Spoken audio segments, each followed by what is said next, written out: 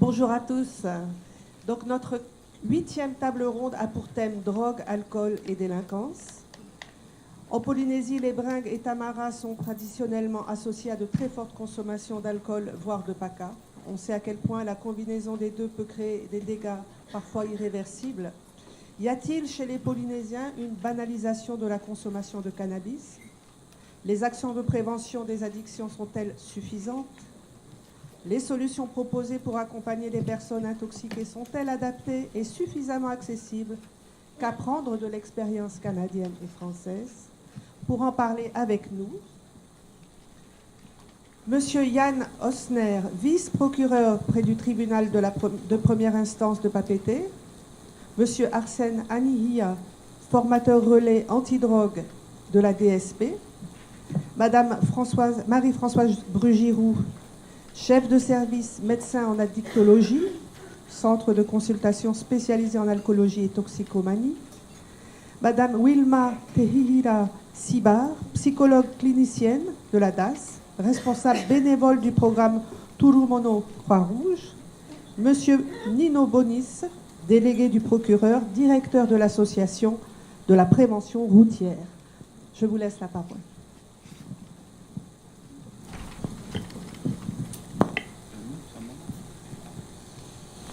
Bonjour, donc Yann Osner, vice-procureur au tribunal de Papeete. Préambule, donc j'ai à peu près 10 minutes, je vais aller très vite pour que tout le monde puisse s'exprimer.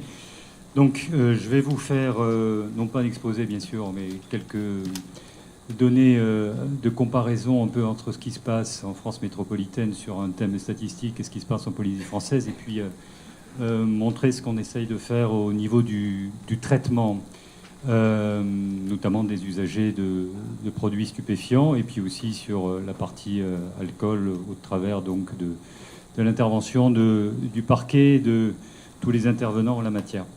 Alors, quelques données statistiques. Sachez qu'en France, ces dernières années, entre 2013 et 2015, sur ce qui concerne les stupéfiants, il y a environ 200 000 infractions qui sont commises à la législation sur les stupéfiants et 170 000, 190 000 pour usage de cannabis. Ce qui correspond en fait à 0,25 de la population totale lorsqu'on rapporte les usagers donc à la population globale de la France. 50 000 condamnations par an sur le thème de l'infraction sur les stupéfiants et 60%, donc beaucoup plus de la moitié, simplement pour l'usage. 1500 peines de prison fermes prononcées en France pour usage de stupéfiants. Et à l'heure actuelle, il y a 150 personnes qui sont détenues sur la base de cette seule infraction. En Polynésie française, les données sont différentes, bien sûr. Il y a en moyenne 1400 personnes qui sont poursuivies pour usage de stupéfiants. Et lorsqu'on rapporte le ratio dont je parlais tout à l'heure de 0,25 par rapport à la population totale de la France, on a ici un ratio de 0,50, donc qui est supérieur, alors 2 fois supérieur ou un peu moins, mais c'est à peu près la réalité. Sur la part des mineurs, on remarque qu'en Polynésie française, il y a chaque année environ 200 mineurs qui sont concernés par l'usage de produits stupéfiants, ce qui correspond en moyenne à 15% en tout cas de l'ensemble des usagers qui sont poursuivis. Alors, autre donnée, sachez que ces dernières années en France métropolitaine, enfin tout confondu, on a quasiment 50% des jeunes de 17 ans qui sont concernés par l'expérience de cannabis et quasiment 15% des collégiens. Qui vous donne un chiffre que vous apprécierez. En ce qui concerne l'alcool, sachez que 70% des collégiens ont déjà bu de l'alcool au moins une fois dans leur vie. Je parle de la France. Et presque 20% ont connu au moins une ivresse alcoolique également au cours de leur vie, ce qui donne des chiffres relativement importants, tels que je viens de l'indiquer. Et 50% des jeunes de 17 ans également, soit 1 sur 2, donc, déclarent avoir ce qu'on appelle une alcoolisation ponctuelle importante, donc une alcoolisation massive, qui est une donnée nouvelle, de toute façon, depuis ces dernières années, mais d'autres personnes mieux qualifiées que moi pourraient en parler. Savoir qu'il y a plusieurs années, les personnes s'alcoolisaient de manière moins massive, plus régulière. Aujourd'hui, en tout cas de la part des jeunes, il y a une alcoolisation de prise massive qu'on rencontre en France, mais un peu partout dans le monde, et qui conduit donc, bien sûr, à des conséquences graves sur le plan de la santé publique. Cela va sans dire. Alors, une fois ces données indiquées, ce qu'il faut remarquer également, donc, c'est le cadre légal donc la poursuite des usagers de stupéfiants. Vous savez que en France, donc, l'infraction d'usage sur les stupéfiants est donc poursuivie et punie d'une peine d'1 an d'emprisonnement, d'une amende de ce qui correspond à peu près ici à un peu plus de 400 000 francs pacifiques. Il faut savoir que malgré tout, 70% des usages donc, de produits stupéfiants font l'objet de ce qu'on appelle une mesure alternative aux poursuites. C'est-à-dire que le parquet, d'une manière générale, je ne parle pas pour la Polynésie, mais c'est également vrai pour la France entière, donc, eh bien, ne poursuit pas systématiquement les personnes donc, interpellées de ce chef, mais donc propose ce qu'on appelle une mesure alternative. Alors qu'est-ce que cela représente? C'est l'obligation, bien sûr, de se soumettre à une injonction thérapeutique. C'est également faire l'objet d'autres mesures. Parmi ces autres mesures, eh bien, ça peut être une mesure de composition pénale, dans le cadre duquel eh bien, on fait appel au délégué du procureur pour donc notifier parmi ces mesures soit une peine de suspension du permis de conduire, soit un travail d'intérêt général. Et en fait, en Polynésie française, pour recentrer sur donc, la région que nous habitons, on essaye donc de profiler les usagers de stupéfiants en fonction donc de tels profils. On les dirige toujours en mesure de composition pénale vers la PAGE, qui est donc le délégué du procureur principal en la matière, pour se voir notifier et proposer ce qu'on appelle un stage de prévention sur les dangers de l'usage des produits stupéfiants. Alors le profil en général de ces usagers, ce sont des usagers qui sont soit des usagers occasionnels, soit des usagers toxicodépendants. Et donc ces personnes suivent un stage sur lequel on pourra revenir si ça vous intéresse dans les questions que vous aurez à poser, où des intervenants donc exposent les dangers sur les produits stupéfiants, donc avec la collaboration du centre de consultation spécialisé en alcoolologie, toxicologie, ici représenté par le docteur Brugiroux, moi-même qui fais l'intervention sur le rappel à la loi et puis un aspect sociétal, et donc informer et sensibiliser les consommateurs, donc les usagers des stupéfiants, sur les risques, les amener à réfléchir sur la valeur de la sanction, sur les risques donc médicaux, sociaux, comportementaux, essayer de trouver des solutions pour eux pour tenter de réduire, voire arrêter, si c'est possible, leur consommation. L'intérêt au-delà du stage, c'est de poursuivre ce stage pour se soumettre à une injonction thérapeutique qui est liée à ce stage, et donc en fait avoir à la fois une information qui est délivrée par le CSAT et puis recevoir ces personnes au sein de du centre de consultation spécialisé en alcoolologie toxicologie pour recevoir ces personnes pendant un certain nombre de fois, mais Dr Brugiroux vous en parlera après moi. Sachez que les frais de stage sont payants et ils correspondent à peu près à une somme de 20 000 francs pour ces intervenants. Pour les gens qui n'ont pas le profil du stage, c'est-à-dire essentiellement soit des récidivistes, soit des gens qui sont déjà un peu ancrés en délinquance, soit des gens qui ont déjà subi, ou en tout cas eu l'information du stage, on propose à ces personnes de payer une amende qui est au minimum, bien sûr, supérieure au montant des frais du stage, c'est-à-dire supérieur à 20 000 francs.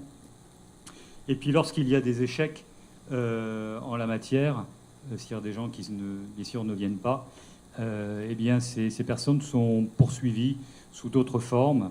Alors, sachez que la poursuite ultime, c'est celle devant le tribunal correctionnel, puisque, comme je vous le rappelais, les usagers de stupéfiants, donc, en France, eh bien, peuvent être condamnés à des peines jusqu'à 1 an maximum d'emprisonnement, et ça n'est pas qu'une... en tout cas, ça n'est pas qu'une simple mesure qui existe dans la loi, comme je vous l'indiquais, non pas en Polynésie, mais en France métropolitaine. Je vous rappelle, il y a 150 personnes détenues à ce titre aujourd'hui. Et donc, celles-ci sont poursuivies lorsqu'il s'agit, bien sûr, comme je vous l'indiquais, de personnes essentiellement soit récidivistes, soit qui associent cette infraction principale d'usage de stupéfiants à une autre infraction qui peut être de violence, de vol ou autre. Un mot sur les mineurs.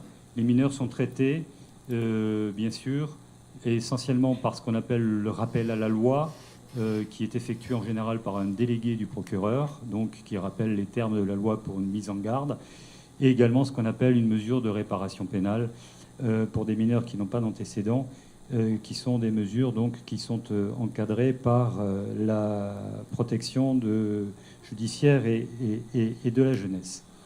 Voilà ce que j'avais à vous dire très vite sur les stupéfiants. Un mot sur l'alcool. Bon, l'alcool, c'est un domaine en tout cas très différent, vous le savez, puisque ça n'est pas interdit, mais simplement réglementé. Sachez qu'en Polynésie, donc c'est une délibération de 59 qui a prévu une liste d'infractions, essentiellement pour lutter contre la vente de l'alcool aux mineurs, et en fonction de l'âge, donc inférieur de 16 à 18 ans ou de 14 à 16, enfin, ou inférieur à 16 ans.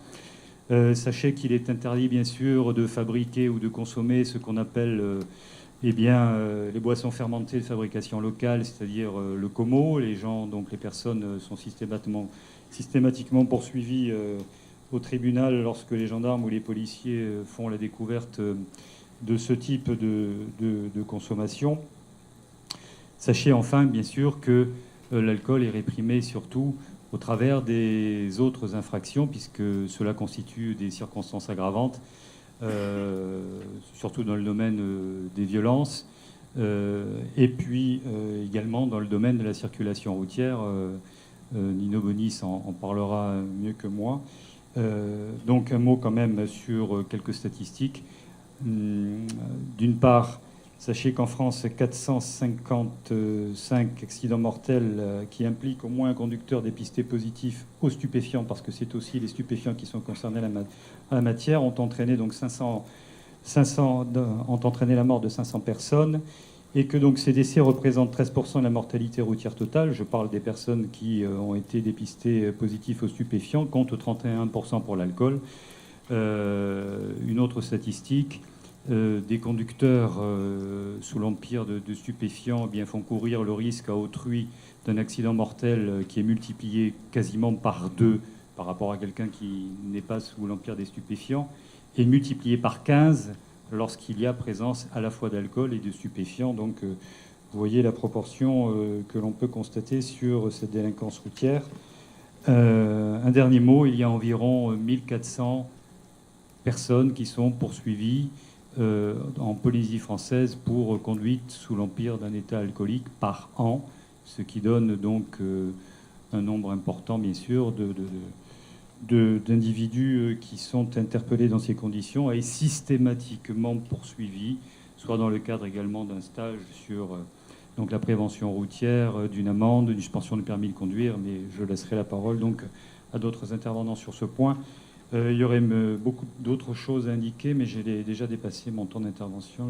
Je laisse la parole à d'autres intervenants. Merci.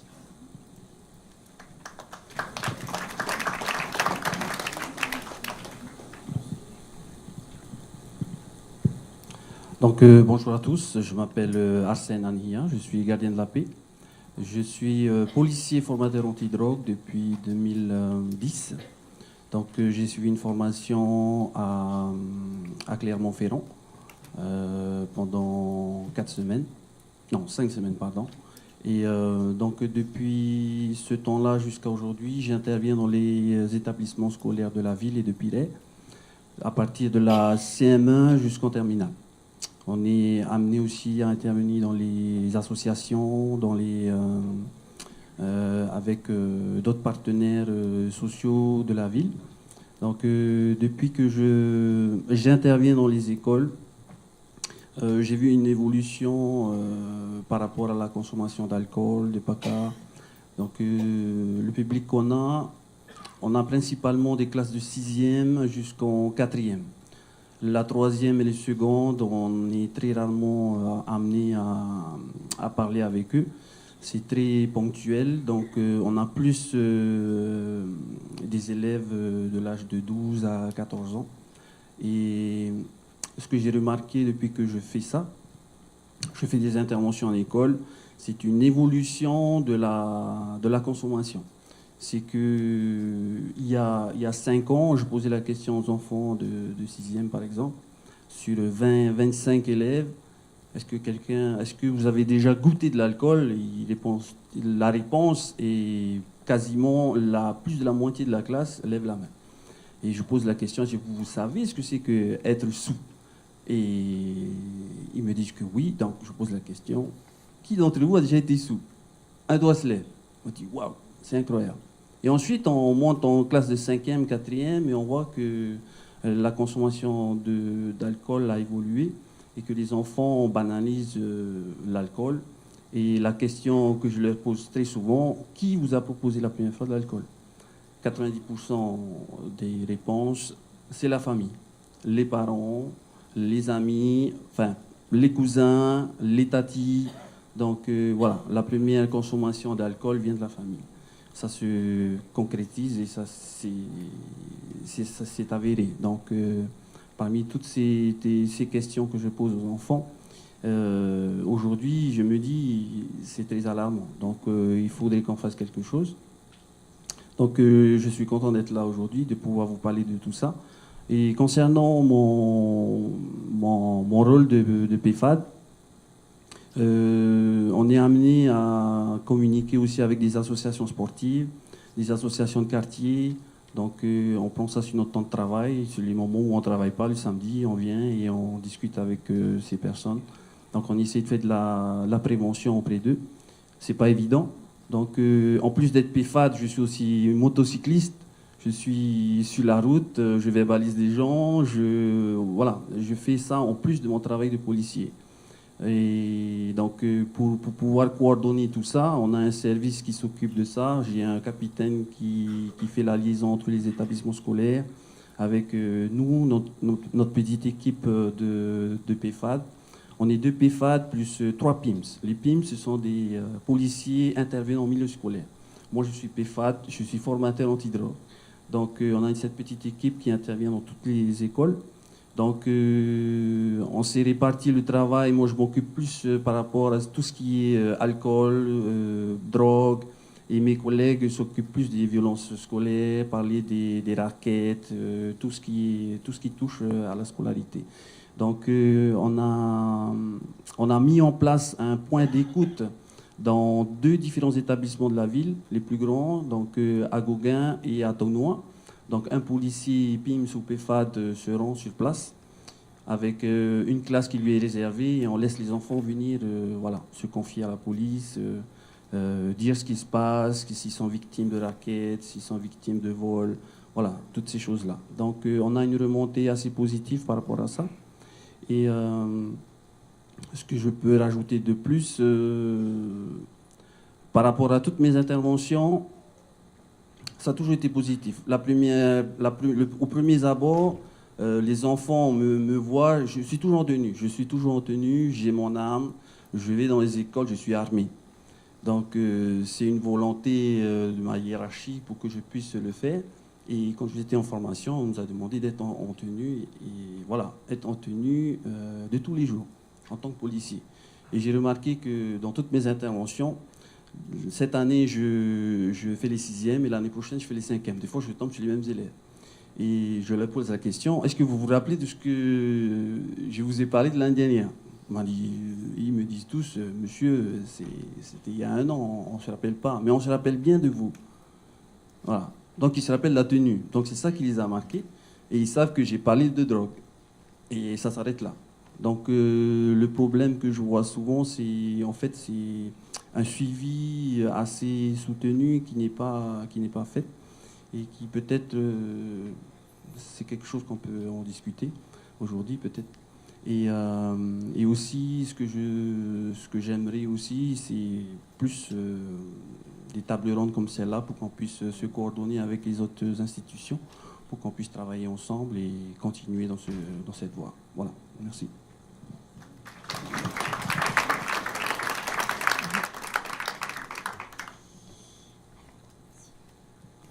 Bonjour, en tout cas, merci d'être là. Ça me fait très plaisir de participer à cette table ronde. Vous savez que la dictologie, ça fait partie une grande partie de ma vie. J'y ai consacré ma carrière. Donc, avant de vous parler un peu de ce qu'on fait pour les patients qui nous sont arrivés par la justice, je voudrais dire quelque chose. C'est vrai que la consommation d'alcool et de produits psychotropes, c'est certainement un gros facteur de risque, mais ça ne fait pas tout. Et j'ai peur qu'on soit très déçus si... C'est vrai que c'est plus facile, c'est rassurant de se dire que s'ils ne buvaient pas, mais on n'aurait pas toute cette délinquance. Mais je crois qu'on sera très déçus si on mise que là-dessus, parce que, comme je le dis, c'est vrai que ça facilite les passages à l'acte, mais ça n'explique vraiment pas tout. Et ça, je pense que c'est important qu'on l'intègre. Donc, je dirige le service d'alcoolologie et toxicomanie, qui a pris un autre nom maintenant, bien plus compliqué, mais ça n'a pas changé. C'est un service qui fait partie de la direction de la santé, donc est un service du territoire. On est 8, et c'est une petite équipe. On est 2 médecins, et dont un médecin psychiatre, 3 psychologues cliniciennes, 2 infirmiers et une secrétaire. Nos missions, rapidement, elles sont très variées. On est à la fois dans le domaine de la prise en charge, et de tout ce qui est curatif. C'est un service qui est gratuit et qui peut être anonyme si les gens ne veulent pas donner leur nom. Les grosses actions qu'on mène, c'est aussi dans le domaine du préventif et également de la formation. Vas-y. D'accord. Donc c'est un centre de soins ambulatoire. On reçoit des gens, quel que soit leur âge, c'est-à-dire des enfants, des adolescents, des adultes. On reçoit leur entourage aussi. On les reçoit quel que soit le produit consommé et quel que soit le niveau de consommation. Ça peut être juste une consommation occasionnelle qui a été faite à un moment où il ne fallait pas. Et ça peut être des gens complètement dépendants. Notre prise en charge est médico-psychologique. Elle se fait individuellement, elle se fait en groupe. Et puis, au fil du temps, on s'est adapté aux besoins des patients. On s'est également formé. On a développé d'autres manières de travailler, des séances de groupe de parole et récemment des groupes sur le développement des compétences de vie qui a été mis en place par 2 psychologues. Voilà. Alors, on travaille essentiellement dans nos locaux qui sont rue des Poils 8 Haïtiens, à la direction de la santé, mais également dans certains établissements scolaires. La liste est longue. On travaille surtout sur Tahiti. On n'arrive pas, je vous le dis tout de suite, à couvrir tous les établissements scolaires et ce n'est pas la peine d'essayer de me le demander. Je ne pourrai pas le faire. Donc, on fait le maximum de ce qu'on peut. Et puis également, on va parfois faire, comme cette année, en 2016, on a fait des consultations à la maternité pour former les sages-femmes à essayer d'aider les femmes enceintes à arrêter de fumer. Et, voilà, ça a très bien marché. Merci. Donc, en 2015, on a vu 1516 patients, ce qui est beaucoup puisqu'on est 6 à consulter. Il faut voir, j'ai mis pour ça parce que 42% nous ont été envoyés par la justice et à peu près 30% par les établissements scolaires. Donc ça veut dire que le travail qu'on mène avec les gens qui ont été arrêtés et qui ont été condamnés ou pas est vraiment important pour nous. On a essentiellement des consommations de tabac, d'alcool et de cannabis, mais 24% avaient déjà consommé de l'ice. Et il faut remarquer qu'au fil du temps, dans nos statistiques, eh bien, les consommateurs d'ice sont de plus en plus présents. Et ça dénote bien qu'il y a vraiment un trafic important et une consommation importante. Sur les 1516, on en a eu 787 et toujours pareil, la population est majoritairement jeune, moins de 30 ans, et également nous sommes orientés par la justice. Vas-y. On se gère aussi la prévention. On est chargé de la prévention à l'échelon du territoire et la direction de la santé définit la politique de prévention des addictions sur le pays. Donc on a à la fois un rôle pour faire des documents, des aides, je dirais, pour que les relais de terrain puissent faire la prévention au niveau des élèves, au niveau du public en général. Donc on fait des films, des brochures, etc. Mais également, on intervient sur le terrain et on s'est centralisé ces dernières années, faute de temps, sur les publics à risque. Et si avant, il y a 20 ans, on allait également dans les écoles faire les 6e et autres, actuellement, on essaye de se centrer, par exemple, sur les classes ateliers, sur dans les lycées professionnels ou dans les classes où il y a des gros problèmes, où les élèves sont plus consommateurs d'autres. Je dirais, on est dans la prévention secondaire et dans la prévention tertiaire. Voilà. Vas-y.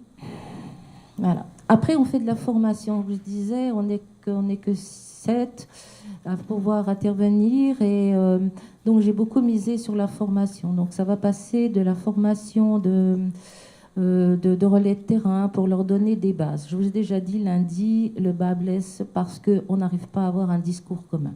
Et c'est ça que j'essaye de faire passer quand on fait de la formation. C'est vraiment que tout le monde parle des addictions de la même façon.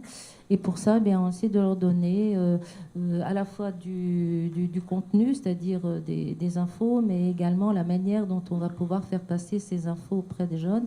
Et par exemple, la semaine dernière, une formation a été faite pour les BAFA, parce qu'eux ont beaucoup d'enfants à côté d'eux dans les colonies de vacances, et que c'est vraiment, je dirais, un moment privilégié où on peut en parler. Voilà. J'ai développé également avec mon équipe une formation à l'entretien motivationnel. C'est pour les gens qui interviennent directement auprès des enfants consommateurs et pour essayer d'adapter leur discours au niveau du stade du changement où ils sont. Ceux qui ne veulent pas changer du tout, avant on disait on fait rien, maintenant on arrive à faire quelque chose. Et voilà, on s'adapte et c'est une formation assez intéressante qui demande pas mal d'investissement de l'intervenant. Et actuellement, on est en train de travailler sur un kit pour les professionnels de santé pour aider les gens à arrêter de fumer. Alors voilà, moi je voulais vous parler de ce qu'on fait, parce qu'une fois qu'ils ont été arrêtés, qu'ils ont été pris dans le cursus judiciaire, il nous arrive, je pourrais dire, presque par obligation. Donc ils n'arrivent pas en chantant chic, on va au CCSAT. Ils arrivent en disant la justice nous a envoyés, on ne sait pas ce qu'on fait là. Et le juge, il n'a pas compris du tout, mais moi, j'ai pas de problème d'alcool et j'ai pas de problème de PACA. De toute façon, je m'arrête quand je veux. Et on se retrouve donc avec des gens, et ça en fait beaucoup. Donc, il nous arrive soit par le biais de la composition pénale et l'injonction thérapeutique, soit par le biais de l'obligation de soins. Et donc, voilà ce qu'on fait. Dans le cadre de la composition pénale, on intervient, donc, enfin, ce sont les infirmiers qui le font, sur la journée d'information, ils font 3 heures. 3 heures pour donner des infos, mais pas que. Le but, c'est de partir de là et d'arriver à entraîner une réflexion chez le consommateur qui ne voulait pas réfléchir sur qu'est-ce qu'il sait, où est-ce qu'il en est de ses consos, de casser un petit peu leurs idées reçues, de travailler sur l'ambiguïté des drogues qui est qu'est-ce que ça m'apporte de bien, mais qu'est-ce que ça m'apporte comme complication, et peut-être que je pourrais commencer à réfléchir, à changer. Donc ça prend 3 heures. Puis après, ils ont un entretien individuel avec un des infirmiers du service où ça va être 1 heure qu'il aurait entièrement consacrée. Où est-ce que j'en suis de mes consommations, celles que je n'ai pas osé dire aussi, particulièrement, parce que j'en suis de ma vie, de ma vie personnelle, de ma vie familiale, de mon boulot, mes difficultés. Et puis, j'en travaille ce qu'on appelle la balance décisionnelle, c'est-à-dire qu'est-ce que je gagne à arrêter, qu'est-ce que je perds à arrêter, et voilà.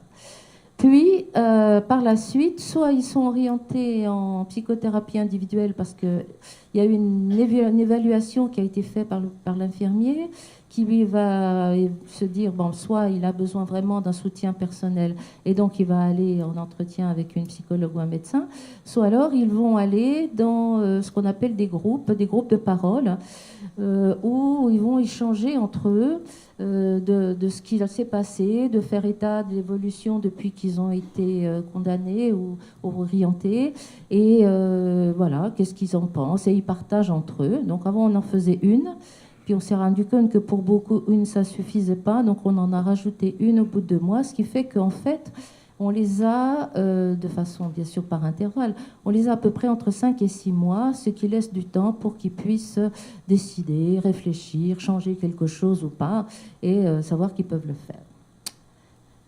En ce qui concerne, en ce qui concerne l'obligation de soins, les choses sont un peu différentes. Donc en fait, quand ils commencent à arriver, ils prennent rendez-vous et la première consulte est faite de la même façon par les infirmiers qui font la même chose, qui évaluent, qui voient leurs normes, enfin, qui leur donnent. Puis après, il y a une séance d'information de groupe. Le but, c'est vraiment de leur donner les informations qui seraient nécessaires pour qu'ils puissent comprendre pourquoi subitement on leur dit que boire de l'alcool au volant, c'est pas bon, qu'ils sont peut-être dépendants, etc. Et donc, on leur donne un maximum d'infos et on essaye de casser vraiment beaucoup les idées reçues. Puis après, On fait une étude de dossier dans le service et on essaye de voir quels sont les besoins du patient. Est-ce qu'il serait mieux qu'il soit pris en charge par un médecin? Est-ce qu'il vaut mieux qu'il soit pris en charge par une psychologue? Et donc, on se répartit les dossiers comme ça. La seule exception, c'est les consommateurs d'AIS qui sont systématiquement adressés soit à mon collègue qui est psychiatre, soit à moi, parce que souvent, ils ont bien besoin d'un traitement et un soutien psycho, mais déjà, souvent, ils ont bien besoin d'un traitement. Voilà. Donc, chaque fois que les gens vont venir, ils vont avoir une attestation de suivi qu'ils vont ramener au SPIP. C'est eux qui ont l'attestation et c'est eux qui vont la ramener au SPIP. C'est-à-dire qu'il faut qu'il y ait une ambiance de confiance et qu'ils n'aient pas l'impression que nous sommes la continuité de la justice. Nous ne le sommes pas. Tout ce qui est dit dans nos bureaux reste dans nos bureaux. La seule chose qu'il y a à dire, c'est il est venu et ils arrivent à dire oui, je vais toujours au service d'alcoolologie et de toxicomanie. Voilà. Et puis on a des patients qui ont des obligations très longues et au bout d'un moment, je pense qu'on a fait un peu le tour de ce qu'ils avaient besoin. Donc plutôt que de les garder où ils viennent simplement nous dire bonjour, on a eu l'idée, et ça va commencer en décembre, de faire des groupes de parole. Donc ils vont continuer leur obligation de soins en groupe. Et je me suis aperçue qu'au fur et à mesure qu'on l'a proposé, ils adhéraient vraiment beaucoup à ça. Et donc c'est une de nos psychologues, qui est Tatiana Nouveau, qui va s'en charger. Donc on va faire une évaluation sur 6 mois, on verra ce que ça donne. Voilà. Ceux qui nous sont arrivés directement par la gendarmerie ou la DSP, eh bien, ils ne sont pas passés par la compo pénale, ils n'ont pas d'obligation de soins, mais ils débarquent comme ça. Et bien, finalement, on leur fait faire le même parcours que pour la compo pénale, c'est-à-dire ils voient l'infirmier, puis ils sont suivis pendant 1 an. Et puis pour les jeunes de la PJJ, bien souvent, quand on n'en a pas beaucoup, parce que ce sont des enfants qui sont déjà largement suivis par d'autres psychologues, ça ne sert à rien de rajouter des intervenants. Donc il faut vraiment qu'il y ait une raison bien particulière. Et ce sont les psychologues qui s'en occupent. Voilà. Dans tous les cas, quand ils ont fini ces obligations, ils peuvent toujours rester en consultation. Et soit maintenant, soit revenir dans 6 mois, soit... Alors, l'avantage que j'ai, c'est que ça fait longtemps que je travaille dans le service, et finalement, souvent, ils veulent continuer, puis après, ils vont bien, et puis ils reviennent chaque fois qu'ils ont un souci, ou ils nous amènent leurs enfants, la famille, enfin, en tout cas, ils savent que le service est toujours ouvert, et qu'on peut vraiment continuer si on ne va pas bien, à venir. Voilà. Pour ceux qui ne voudraient pas arriver jusqu'à nous, eh bien, il y a possibilité d'aller sur le site internet, qui est, vous l'avez vu, drogue-polynésie.com. Si on clique sur « Contactez-nous », eh bien, on peut envoyer un message de façon anonyme, ça m'arrive à moi. Et donc, là, je réponds toujours. Souvent, c'est des questions. Qu'est-ce que je vais faire avec mon mari qui boit ou autre? Et bien sûr, le but, c'est de nous inciter à venir nous rencontrer. Mais enfin, en tout cas, c'est une voie d'abord. Et puis, on a également une page Facebook. On essaye de faire passer un maximum d'infos. Je préfère qu'on nous écrive par le site, mais si on le fait par la page Facebook, on va pouvoir le voir. Voilà, merci.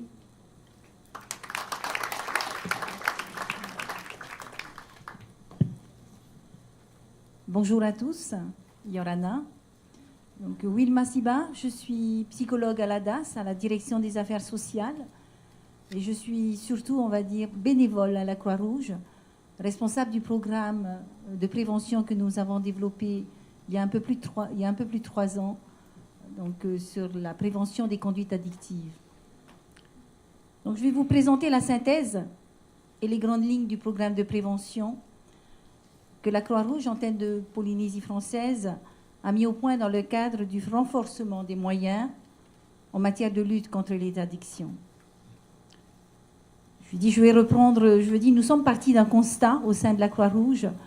Les missions, l'état d'esprit de la Croix-Rouge, c'est d'aller sur les champs de guerre. Et aujourd'hui, les dégâts qui sont, de par les consommations, nous sommes véritablement dans cette situation lorsque nous allons sur le terrain. Je rejoins l'observation de mon collègue.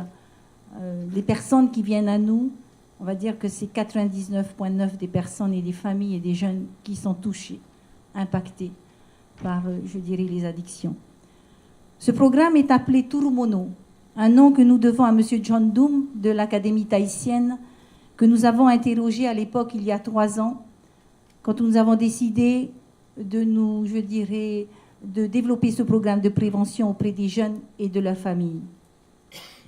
Je vais aller assez vite sur certains constats que nous partageons tous, qu'il est utile d'avoir en mémoire pour vous présenter l'originalité de notre dispositif, qui a emporté, il y a 3 mois à Paris, un prix national récompensant l'investissement au quotidien d'une équipe de bénévoles.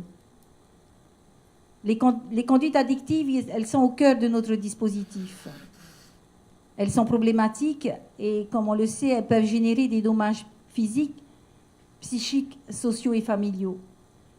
Les consommations de substances psychoactives, elles sont annonciatrices de troubles addictifs, de conduites addictives pour l'avenir. Il nous est apparu important qu'elles méritent donc d'être prises en compte précocement pour réduire le risque de s'engager dans un comportement addictif, mais aussi pour réduire les dangers immédiats qui peuvent survenir. Les jeunes, pour nous, constituent une cible privilégiée pour la prévention et la prise en charge précoce des addictions du fait des dommages immédiats éventuels. Donc, nous est apparu la levée de l'inhibition comportementale. On le voit sur le terrain lorsqu'on va à la rencontre de ces familles. Conduite routière non maîtrisée, les malaises liés à une dose excessive, ce sont, des discours qui reviennent lorsqu'on rencontre ces familles. L'adolescence et le début de l'âge adulte constituent pour nous le plus souvent les moments de l'amorce des parcours de vie avec addiction.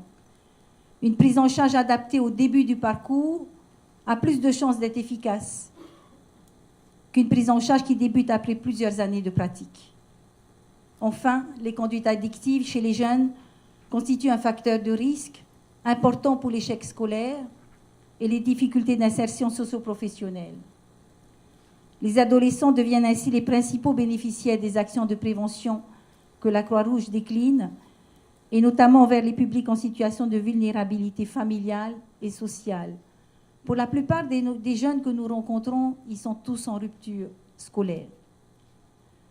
Donc la force du réseau national de la Croix-Rouge, nous avons fait le choix volontariste, sous l'impulsion du siège national et du pôle d'expertise nationale, de construire et de développer une stratégie territoriale de prévention précoce en addictologie, avec l'appui d'une solide alliance locale, donc on va parler des communes, sociales, communautaires, nous intervenons aussi au sein des communautés religieuses qui nous sollicitent, éducatives et familiales, auprès des associations de quartier via les communes. C'est ce réseau d'alliances, à mon sens, qui en constitue l'originalité et le fondement de nos interventions sur le terrain auprès de nos publics. La recherche du bien-être des jeunes et de la famille, prévenir les conduites addictives chez les jeunes, c'est une priorité qui a été inspirée par la mission interministérielle de lutte contre les drogues et les addictions qui est placée auprès du Premier ministre, qui a été créée en 1982. Pour nous, au sein de la Croix-Rouge, le credo qui nous tient à cœur, c'est que notre jeunesse est notre avenir.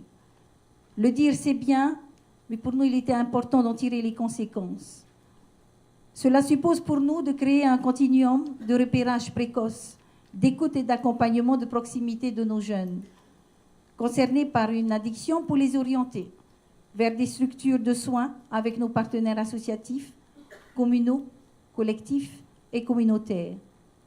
Le rôle des acteurs de proximité, il s'agit pour nous de mieux prévenir les conduites addictives chez les jeunes, les accompagner précocement vers les institutions. Et il s'agit pour nous d'une mobilisation du plus grand nombre d'entre nous. La mobilisation des acteurs de proximité que sont les communes, parce qu'elles sont au cœur de l'intervention de nos populations, elle nous est apparue incontournable et nécessaire. À ce stade, une précision est importante à souligner, c'est que la Croix-Rouge accorde une grande importance à l'appropriation des démarches préventives par le public, par les familles, par l'entourage des jeunes, par, les parents.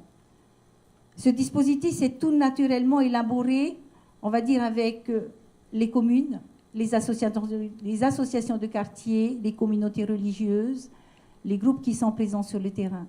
Donc c'est eux qui vont, je veux dire, nous solliciter pour intervenir auprès des familles. Alors nos chefs d'orchestre, ce sont les élus locaux.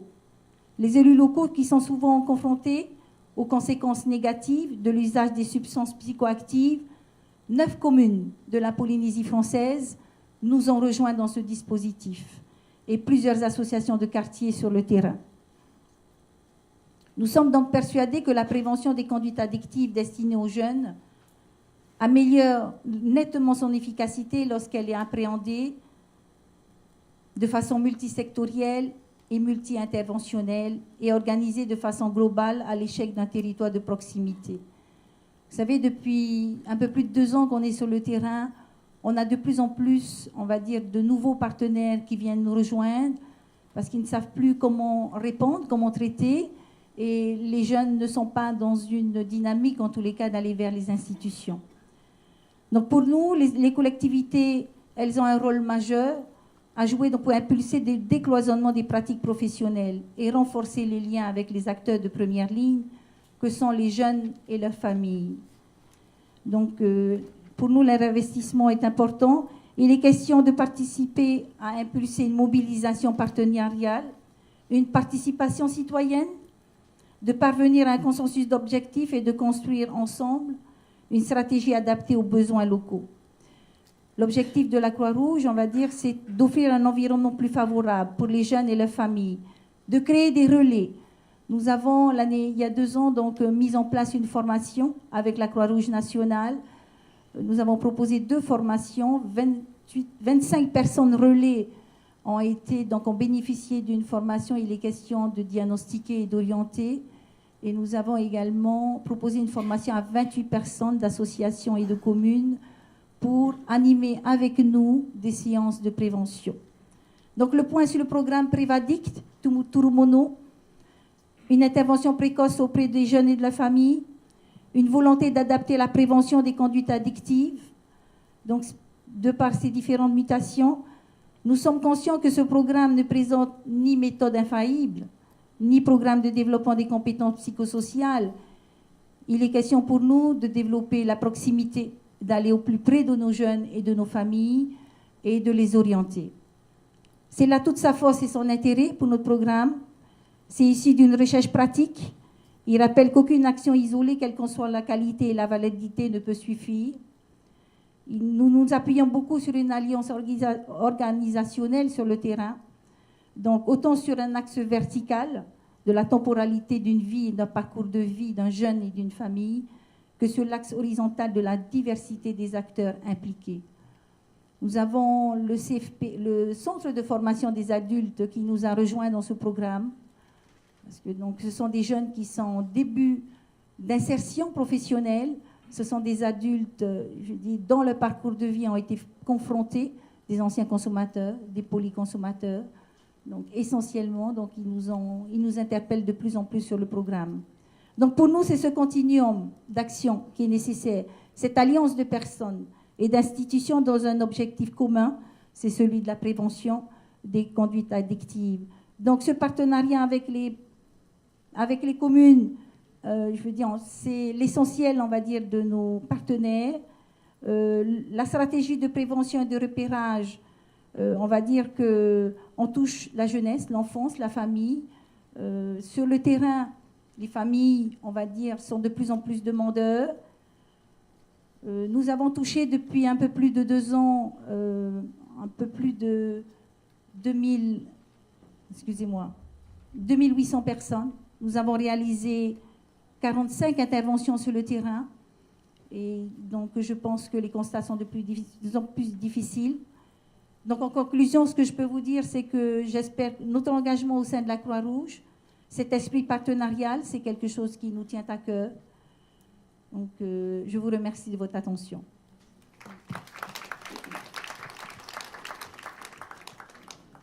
Bonjour, je suis Nino Bonis, le directeur de la prévention routière. Je dirige cette association depuis 1999. En quelques mots, notre action. Essentiellement de la prévention. Comment? En intervenant dans les lycées, dans les collèges. Tous les ans, nous mettons en place une opération qui s'appelle Éducation à la sécurité routière. Elle est soutenue, cette opération, par le pays et l'État. Pour le pays, c'est la direction des transports terrestres. Pour l'État, c'est le directeur de cabinet qui est en face de moi.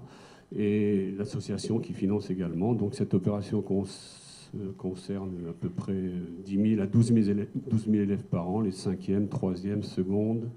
Cette année, on a rajouté les bacs pro, SECPA. Et l'objectif, c'est de transmettre un sentiment de vulnérabilité pour que les comportements changent. Nous intervenons également dans le cadre de stages qui sont mis en place avec le soutien du parquet. Alors ces stages concernent que des adultes. On fait à peu près, au niveau des stages vitesse, alcool, signalisation, 1300 adultes par an.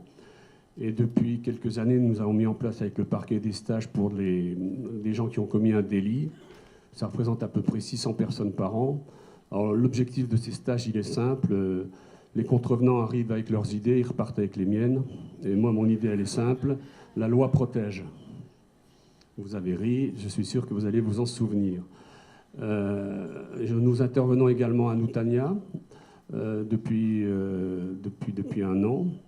Et sur demande des associations qui souhaitent que nous sensibilisions les personnes au bon comportement sur la route. Comme je vais avoir fini dans 2 minutes, j'avais décidé d'être le plus rapide des intervenants. Il faut le premier. J'ai un leitmotiv en ce moment que j'assène aux adultes qui suivent les formations dans le cadre de leur contravention ou de leur délit. Comme ce sont des adultes, je leur dis qu'avant 12 ans, un être humain doit avoir toutes les connaissances nécessaires pour se protéger des dangers de la vie. Dans les dangers de la vie, il n'y a pas que les dangers de la route. Il y a le domestique, il y a le sexe, j'en oublie d'autres. Et donc c'est avant 12 ans que tout doit être fait. C'est pour ça qu'il est important que ce genre d'opération se fasse pour que nous soyons vraiment conscients du problème. Je vous remercie.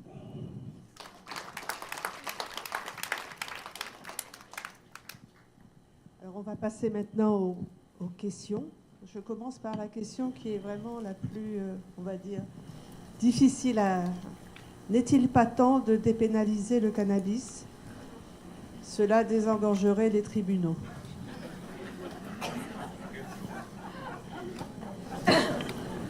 Non, mais pour moi, ça n'est pas risible. Alors, ce que je voulais vous indiquer, ça n'est pas mon avis personnel, bien sûr. C'est une question importante. Je vais essayer de vous donner quelques points soit d'information si vous ne les avez pas, soit de pistes de réflexion. Alors, quand on dit dépénaliser le cannabis, il faut savoir ce qu'on entend. Alors, quelques pistes de réflexion. Il faut d'abord distinguer ce qu'on appelle la dépénalisation de la légalisation. Dépénalisation, c'est retirer l'aspect pénal donc d'une infraction d'un état de fait. Mais l'usage de stupéfiants, s'il n'est plus pénalisé, est quand même peut-être interdit ou encadré. Alors que la légalisation, c'est ce qu'on retrouve aujourd'hui, ça je n'en parlerai pas, sauf si vous avez des questions là-dessus, sur quelques États aux États-Unis, notamment, qui ont créé la légalisation donc, du cannabis, c'est-à-dire que c'est l'État qui régule eh bien, la production et la distribution du cannabis. Donc dans ces États-là, c'est un autre système. Alors pour revenir sur la dépénalisation, sachez qu'il y a plusieurs pays qui donc, ont mis en place une approche. Je vous l'indique. Alors les Pays-Bas que vous connaissez tous comme étant le pays qui est intervenu en la matière, contrairement aux idées reçues, n'est pas un pays qui a dépénalisé le cannabis. Le cannabis est toujours interdit aux Pays-Bas. La loi est une loi d'interdiction. Simplement, en pratique, il y a cette autorisation de pouvoir vendre et consommer jusqu'à 5 grammes de cannabis donc dans les coffee shops des Pays-Bas. C'est les services de police donc, qui ont reçu comme instruction de ne pas intervenir et ne pas interpeller les usagers. Alors, quelle était la volonté des Pays-Bas en l'espèce? C'était le constat qu'il fallait essayer de dévier les consommateurs de stupéfiants vers des drogues, entre guillemets, dites plus douces. Alors, il y a ce débat qui reste à savoir si elles sont plus douces ou moins douces entre le cannabis et le reste, mais en tout cas, l'idée, c'était celle-ci. Et donc, pour essayer de les dévier des drogues plus dures vers les drogues plus douces, ils ont essayé d'avoir une approche un peu plus tolérante vis-à-vis du cannabis. Mais ça pose toujours le problème qui produit et qui introduit le cannabis dans les coffee shops. Ça n'est pas réglementé, c'est-à-dire qu'il y a toujours ce questionnement du marché interdit aux Pays-Bas. Alors vous avez d'autres approches. Quelles sont également les questions qu'on peut se poser? C'est quels sont les produits qu'il faut peut-être dépénaliser? Est-ce que c'est que le cannabis? Alors c'est le cas dans certains pays d'Europe, notamment donc à l'inverse, en République tchèque, vous avez tous les produits qui sont autorisés. Notamment, on peut détenir un plant de cannabis, mais aussi on peut donc faire usage de tous les produits quelconques, qu'ils soient cannabis ou autres. Et puis, les questions à se poser, c'est quelles sont les réponses. Alors, vous avez des réponses tout à fait différentes. En Estonie, faut payer une amende de l'équivalent de 1 000 € pour, si on se fait prendre avec. Donc, il y a toujours cette interdiction. Donc, on n'a pas dépénalisé. Par contre, dans d'autres pays, il existe des sanctions dites administratives. Et donc, les approches sont très, très différentes. Et la question de se poser est de savoir si, quand on fait usage de cannabis, pour reprendre le thème, comment distinguer, ça fait écho certainement au service de la gendarmerie de police, comment distinguer le vrai consommateur de celui qui détient une certaine quantité de cannabis dans le but de revendre. Alors le questionnement dans tel ou tel pays, c'est de se poser ce qu'on appelle les seuils de quantité. Et les seuils de quantité sont variables. En Espagne, on autorise jusqu'à détenir 200 grammes de cannabis. En Belgique, c'est 3 grammes seulement. Au Portugal, c'est jusqu'à l'équivalent d'une possession normale jusqu'à 10 jours. Donc, tous les pays ont bien sûr une attitude très différente. Alors, oui, le questionnement, c'est de savoir qu'est-ce qu'on doit faire. Est-ce qu'on doit, par rapport notamment à l'usage de cannabis, il est certain que est-ce que c'est plus dangereux ou moins dangereux que l'alcool? Chacun a son avis sur la question, mais ça c'est un autre débat. Et puis, est-ce qu'on doit réorienter les forces de l'ordre sur autre chose que la lutte stricto sensu de l'usager de cannabis? Il y a 200 000 interpellations, je le disais tout à l'heure, sur les usagers de stupéfiants et notamment de cannabis, parce que l'usager de stupéfiants, c'est à 90% le cannabis. Est-ce qu'il ne faut pas orienter les forces de l'ordre sur autre chose? Et quelle doit être la réponse? Tout à l'heure, je vous ai indiqué qu'il y avait quand même 70% d'alternatives aux poursuites décidées par le parquet en France, ce qui veut dire que seulement 30% des usagers sont poursuivis. Et en fin de compte, est-ce qu'il ne faut pas donc réorienter les usagers vers de la prévention, vers de l'information? C'est ce qu'on fait déjà en pratique, au travers donc de ce qu'on vient de vous indiquer, du rappel à la loi, des stages diversifiés. Et puis voilà ce que je pouvais donner comme piste. Après, c'est tout ce que je peux vous indiquer pour l'instant, sauf autre question particulière. Il y avait beaucoup de questions qui faisaient trait à la loi. Donc je pense que vous avez apporté l'ensemble des réponses nécessaires. Donc je passe à un autre volet sur l'alcool. Y a-t-il une évaluation des répercussions d'interdiction de vente d'alcool le dimanche et les jours fériés ?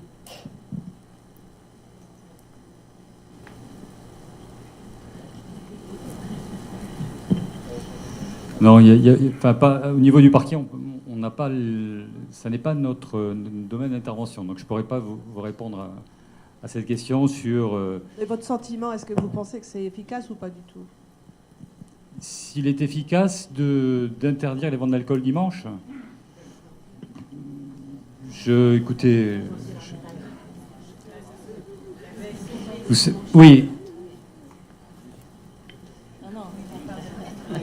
Enfin, moi, je suis pas la loi, mais il faut être honnête. Même quand c'est fermé, on trouve de l'alcool partout. Derrière la cour des magasins, des lieux de vente clandestins. J'ai jamais vu un patient qui m'ait dit qu'il n'en ait pas trouvé et qu'il se soit retrouvé en manque. Hein, franchement. Donc non. Mais ce qui pourrait être intéressant, ce serait quand même d'harmoniser un petit peu les heures de vente et d'arriver à les faire appliquer partout. Partout, et puis d'avoir, enfin, je dis rien sur les forces de l'ordre, hein, je sais qu'elles font leur boulot, mais de supprimer tous ces points de vente clandestins. Alors là, peut-être qu'on arriverait à quelque chose, mais là, actuellement, les choses, non. D'accord. Il y a l'expérience canadienne qui peut être intéressante. Merci, bonjour. C'est juste peut-être pour vous donner une anecdote, pas une anecdote, mais peut-être un exemple de ce qu'on fait chez nous. Pas du tout en tant qu'exemple, mais juste pour peut-être nuancer le débat. Chez nous, au Québec, on interdit la vente d'alcool après 11 heures le soir dans les distributeurs. En fait, on appelle ça des dépanneurs chez nous. Donc, ce sont des petits magasins, le petit gars du coin qui va vendre de la bière, des cigarettes, de l'essence et qui reste ouvert toute la nuit. Et ce qui est intéressant, alors moi je pense pas non plus, mais c'est que d'interdire l'alcool empêche de s'en procurer autrement ou d'en consommer. Donc c'est pas ça, comme ça qu'il faut le voir. Nous on a mis l'interdiction de vente à 11 heures pour protéger les gens qui travaillent dans ces dépanneurs de nuit. C'est-à-dire qu'on peut acheter de l'alcool dans des restaurants jusqu'à 3 heures du matin. On peut en avoir chez nous, ça pose pas de problème. Mais ce qu'on voulait éviter avec cette loi-là, c'était que les jeunes qui travaillent dans les dépanneurs de nuit se fassent attaquer par des gens en état de consommation pour avoir de l'alcool. Et donc, on voulait juste protéger les commerçants. Et je pense que c'est pas inintéressant. Donc, on peut se procurer de l'alcool autant qu'on veut après 11 heures, mais on peut plus s'en procurer dans ces endroits-là. C'est juste peut-être une nuance que j'aimais bien apporter. Très intéressant. Alors, une question technique. Y a-t-il une différence entre injonction thérapeutique et obligation de soins ? Ah oui, il y a une différence. Donc, au titre de la loi, donc l'injonction thérapeutique est prononcée, donc, comme je l'indiquais, à tous les stades. Tout à l'heure, j'étais un peu vite, mais à tous les stades de la procédure. Donc, ce qu'on appelle l'alternative aux poursuites. Également, peut-être prononcée par un tribunal à l'encontre donc d'un usager de stupéfiants, peut-être prononcée dans le cadre de ce qu'on appelle la composition pénale. Je ne reviens pas. Le docteur Bourgiro a été assez intéressante sur son intervention concernant le domaine de l'injonction thérapeutique. L'obligation de soins, c'est une obligation qui est prononcée dans le cadre d'un sursis mis à l'épreuve qui est prononcé par un tribunal à l'égard de tel type de délinquants, pas simplement en matière de stupéfiants, en particulier aussi dans le domaine des agressions sexuelles ou des viols. Et donc, s'insérant dans une mesure de sursis mise à l'épreuve, il y a donc un encadrement beaucoup plus, en tout cas lourd ou strict, avec l'intervention du SPIP, qui est le service de protection de pénitentiaire, d'insertion pénitentiaire, et dirigé par le juge d'application des peines. Voilà ce que je peux vous dire. Concernant la prévention, vous avez dit l'objectif est de transmettre un sentiment de vulnérabilité pour que les comportements changent. Pouvez-vous nous expliquer votre idée ? Parce que je crois pas que ce soit mes termes, ça. Transmettre un sentiment de vulnérabilité, en fait, c'est faire prendre conscience aux usagers de la route qu'un corps humain, c'est fragile, quoi. Et que nous ne sommes pas faits pour les vitesses qu'on a nous-mêmes inventées, quoi. En fait, nous, les humains, on est fabriqués pour la marche. Mais ça, on ne nous l'a jamais dit. On est persuadé que quand on achète un véhicule, on est bon, on peut résister, on résiste à rien du tout. Même avec une ceinture, ça fait très mal, un choc. Donc, l'objectif des formations que nous faisons au profit des élèves, c'est de leur transmettre un sentiment de vulnérabilité. Alors, ce qu'on transmet à partir de la 5e, c'est déjà trop tard, hein, parce que c'est en contradiction avec ce que je disais tout à l'heure. Il faut que tout soit fait avant 12 ans. Ça veut dire qu'il y a un tas d'actions que j'aimerais voir se réaliser au niveau du primaire. Alors, c'est pas facile, parce qu'en fait, il se trouve que les enseignants sont toujours heureux de nous recevoir. Ils reçoivent la gendarmerie, la police, MIFA, la Croix-Rouge, ils reçoivent tout le monde, mais il ne faut pas oublier non plus qu'à l'école, il faut d'abord qu'ils apprennent à lire, écrire, compter et parler au moins deux langues, le français et le tahitien. Donc, c'est pas simple. Voilà ce que je voulais dire quand je parlais de transmettre un sentiment de vulnérabilité. On va transmettre le micro.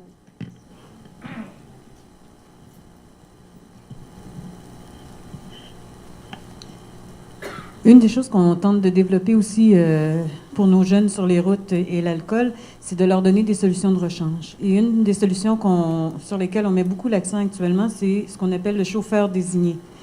Donc, dans un groupe, il y a un chauffeur qui se désigne et qui, lui, ne prendra pas d'alcool de la journée et va être amené à ramener les jeunes chez eux. Et actuellement, ça semble vraiment fonctionner parce que le plus gros problème qu'on a au volant chez nos jeunes, c'est plus l'alcool, c'est les textos. Donc là, il va falloir travailler sur les textos. Mais en tout cas, moi, je vois vraiment un changement de mentalité chez les jeunes. Il y a des jeunes qui, par choix, ne boivent pas de toute façon. Souvent, c'est des filles et qui vont se désigner chauffeurs pour ramener, curieusement, mais qui vont ramener et l'autre comportement que j'ai vu aussi dans des parties, dans des maisons privées, c'est de rentrer et de dire à la maman qui est là ou à des gens qui sont là, vous prenez mes clés. Mais c'est des comportements qui sont en train de s'ancrer très définitivement. Donc, nous, on a décidé de travailler beaucoup sur les méfaits de la consommation, la conduite en état d'ébriété en étant un. L'autre chose qu'on a fait aussi, c'est qu'on a reculé la vente d'alcool avant 18 ans, nous, l'achat d'alcool. Malheureusement, je dirais qu'il y a des parents qui se font complices et que, bon, ça n'a pas tout réglé, mais néanmoins, ça complique un peu la vie des jeunes pour se procurer de l'alcool. L'autre chose, c'est que c'est tolérance zéro jusqu'à 22 ans. Donc, et ça, les jeunes, souvent, ils tiennent à leur permis de conduire, ils tiennent à pouvoir conduire, donc c'est zéro tolérance. Donc, si tu as pris le volant... et là, ce sur quoi on est en train de travailler, parce qu'on a découvert que ça aussi, c'était un facteur de risque, c'est la conduite à plusieurs dans la voiture. Donc là, on veut aussi introduire graduellement, au départ, tu dois conduire, parce qu'au départ, il y a des permis d'apprenti, donc tu dois conduire avec quelqu'un qui a un permis de conduire, tu dois toujours être avec quelqu'un qui doit conduire. Ensuite, on réintroduit, tu as droit d'avoir un passager, 2 passagers, 3 passagers selon les âges. Parce que ce qu'on s'est aperçu aussi, c'est que les accidents de la route, c'est beaucoup des accidents avec des jeunes multiples où il y a alcool. Donc, c'est des façons qu'on a essayé de trouver pour encourager, pour détourner, en fait, donner des solutions de rechange aux jeunes, parce qu'on sait bien que l'abstinence chez nos jeunes, c'est pas la meilleure façon. L'autre chose aussi que je voulais... Une des choses qu'on a beaucoup développées, mais je ne sais pas ici en Polynésie, mais une des choses sur lesquelles on travaille beaucoup, c'est les outils de détection, de dépistage. Et on a des outils qui sont très, en tout cas, qui se révèlent très performants, qui sont en français. Et on arrive maintenant à classer nos jeunes, en tout cas ça, c'est un des outils qu'on utilise beaucoup, feu vert, feu jaune, feu rouge. Donc feu vert, c'est une consommation récréative comme tous les jeunes en ont. Feu jaune, on commence à parler de jeunes à risque de développer des toxicomanies. Et là, on a des actions beaucoup plus ciblées chez ces jeunes-là. Et quand on les a... quand ils cotent feu rouge, ben là, il y a une action immédiate et là, c'est plus en désintox et tout ça qu'on les envoie. Et là, il y a vraiment une action spécialisée qui se fait. Voilà. Et je me permets de rajouter juste un petit détail, parce que l'arsenal juridique est aussi intéressant à voir. On a une infraction qui s'appelle, nous, conduite avec faculté affaiblie. Et ce qui permet de ne pas mettre l'orientation sur la substance, mais sur l'état du conducteur. Et donc, on est punissable en fait, parce qu'en fait, nous, la consommation de cannabis risque d'être décriminalisée prochainement. On embarque un peu dans la vague nord-américaine où on a tout un débat là-dessus. Et c'est difficile d'avoir ce débat parce qu'on ne parle jamais de la même chose. Donc, le problème n'est pas nécessaire. La substance est un problème en soi, mais sanitaire et social. Et c'est les problèmes qui y sont rattachés. Une conduite avec faculté affaiblie, ça permet de lancer une action que la cause soit la drogue, soit l'alcool, mais aussi les médicaments, l'état dans lequel on conduit. Et la seule chose qui n'est pas pénalisée, c'est la fatigue. Et donc, c'est prévu dans la loi en disant qu'un conducteur fatigué a le droit d'être fatigué. On ne va pas les vérifier dans quel état on conduit. Mais par contre, l'injection dans le corps de quelque chose qui va affaiblir la conduite. Et je pense que c'est très intéressant. Et on a un discours là-dessus que j'aime beaucoup parce qu'il est très pédagogique. Donc, c'est à l'intention de notre collègue là-bas, qui fait un métier quand même assez formidable. On dit conduire n'est pas un droit, c'est un privilège. Et donc, on doit se mettre dans des conditions pour pour bénéficier de ce privilège de pouvoir conduire. Et donc, ça permet de répréhender poursuivre autour de la conduite, tout en pouvant continuer, de travailler sur la question de la drogue en tant que telle, qui est différente, et d'enlever du débat la question de la conduite sous l'emprise de substances, qui est très particulière et qui pose problème à chaque fois.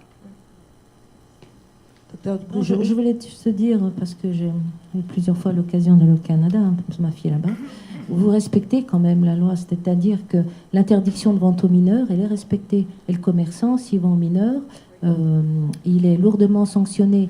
Et c'est bien ça tout le problème qu'on a ici, c'est que la loi d'interdiction de vente aux moins de 18 ans, elle existe depuis 1959. Mais tous les gamins vont acheter de l'alcool. Okay. Pourquoi ? Parce que c'est pas... Oui, il n'y a pas de sanction, parce que je sais pas, parce que c'est pas... personne ne relève les sanctions, quoi. Enfin, les faits. Parce que c'est la famille, parce qu'il dit que c'est pour son père, parce que... Voilà. Et je pense que si on arrivait déjà à appliquer la loi qu'on a, ce serait déjà beaucoup. Tu vois, nous, on n'en est vraiment pas là, quoi. C'est vraiment ça la difficulté.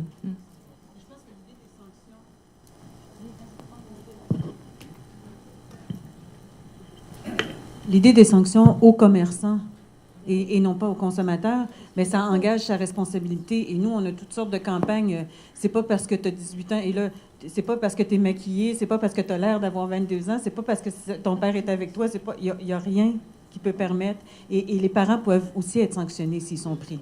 Donc, c'est sûr qu'il y a toutes sortes d'astuces, mais généralement, en tout cas, souvent, ce qu'on voit, c'est que les parents ne sont pas très subtils. Donc, c'est assez facile à voir. L'autre chose aussi, c'est peut-être un des bénéfices qu'on a, c'est que nous, la vente d'alcool est en grande partie un monopole d'État. Donc là, c'est assez facile c'est plus facile peut-être d'avoir une emprise sur la vente.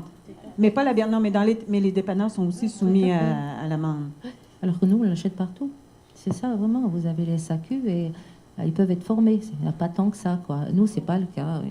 Et c'est sûr qu'un jour...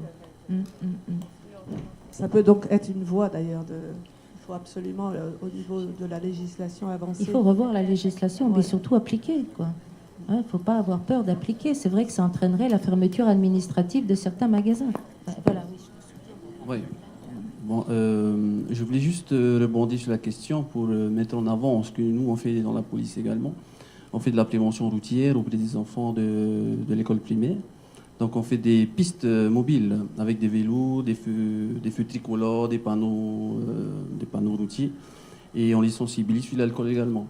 Donc on leur offre une théorie de 30 minutes par rapport à la signalisation routière, au danger de la route, et ensuite on les amène sur la piste pour voir s'ils ont compris le truc. Donc ça fait plusieurs années qu'on travaille avec la direction des transports terrestres. Donc on fait ces interventions presque tous les ans auprès des enfants à partir de la CM1. Donc on leur fait passer ce qu'on appelle le permis vélo. Et en CM2, on leur fait passer ce qu'on appelle le permis piéton. Donc on les sensibilise sur ces choses-là et on parle de l'alcool. Enfin, on en profite pour les sensibiliser. Et voilà. Donc je voulais souligner ça. Merci. Alors au niveau de la formation, le service social qui pose cette question. Au niveau du service social, pourrions-nous bénéficier d'une petite formation liée aux conduites addictives et notamment à l'entretien motivationnel ?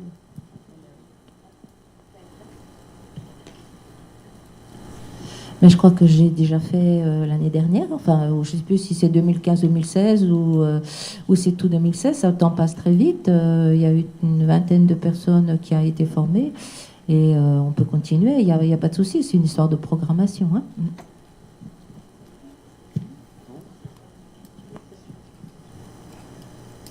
Alors, toujours à vous, Madame Brugiroux, un projet de soins est-il également envisagé pour les personnes incarcérées ou vos interventions s'adressent-elles seulement aux personnes bénéficiant d'une mesure d'incarcération alternative ? Alors, en ce qui s'agit de prévention, on peut intervenir effectivement, mais c'est organisé par le SPIP et c'est en général nos infirmiers qui vont. Autrement, au niveau soins, on ne va pas à la prison, non. Mais ils ont à la prison du personnel, un psychiatre et des psychologues qui y vont régulièrement. Nous, on les prend juste à la sortie de la prison. Merci. Pourquoi la circonstance aggravante d'avoir commis une infraction sous l'empire d'un état alcoolique n'est que rarement retenue? Voilà, mon collègue Jean-Bernard Rouche vient de répondre. C'est une fausse information. Tous les jours, on poursuit des individus avec cette circonstance aggravante. Voilà.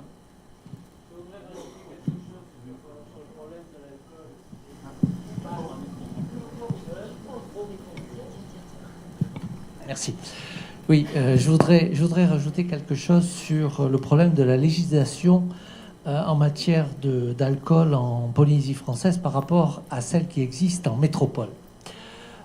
J'évoquais tout à l'heure avec mon collègue et ami Yann le phénomène de sanctions pour les commerçants ou restaurateurs qui servent de l'alcool à des personnes manifestement ivres. En métropole, c'est un délit qui va jusqu'à la fermeture de l'établissement.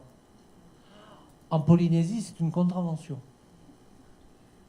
Trouvez l'erreur. On va faire évoluer tout ça. On est en train de travailler là-dessus.